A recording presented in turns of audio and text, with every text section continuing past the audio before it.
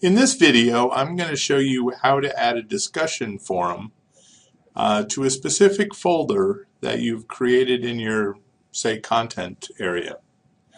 So the first thing in my course, I'm going to go to Content and say I want to add a discussion forum in week 1, my week 1 folder. So I would select the week 1. And now I'm going to go to Tools and select Discussion Board. So in this method, I just want to create a new forum.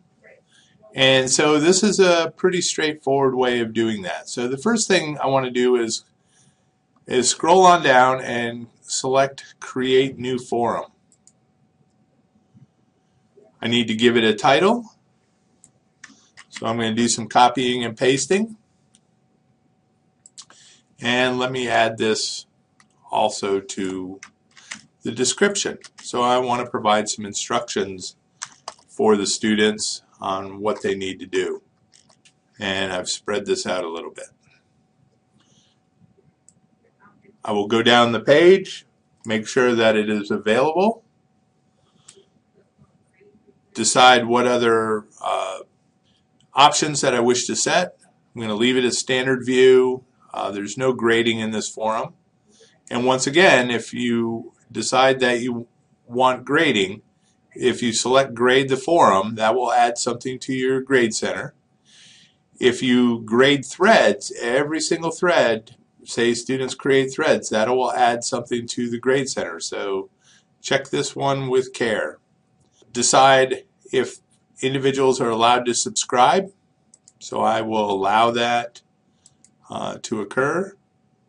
Or, I will allow them to subscribe to the forum and include the body in the post. Decide whether posts are anonymous, whether they can delete their own posts, edit their own posts, add attachments, force moderations, whether or not they can rate posts and such. And so I'm going to add all that information and submit. So that's step 1. Once you have done this, then what you need to do is you need to select that discussion board. So I want to make sure that I select that and basically add it to the course.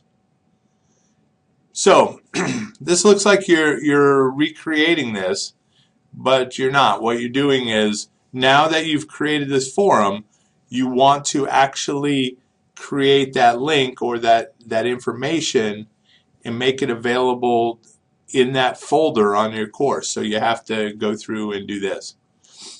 You can go ahead and add those same instructions if you wish. I know it seems kind of redundant, but this is how it's going to be able to get listed properly in your course. And so we've done this. Options, once again, so you have options in the discussion tool that you have to make sure that are available to the students. And you also have options here. You need to make sure this is available to the students. So you may make it available here as listed, but it may in fact be turned off in the discussion tools area. So there's 2 places to check. If one's turned off, right, make sure both are turned on. I'm going to track the number of views and select Submit. And so now in my folder, week 1, I have a discussion with details on that particular discussion. If I select on that, now students could go ahead, or I can go ahead and add a thread.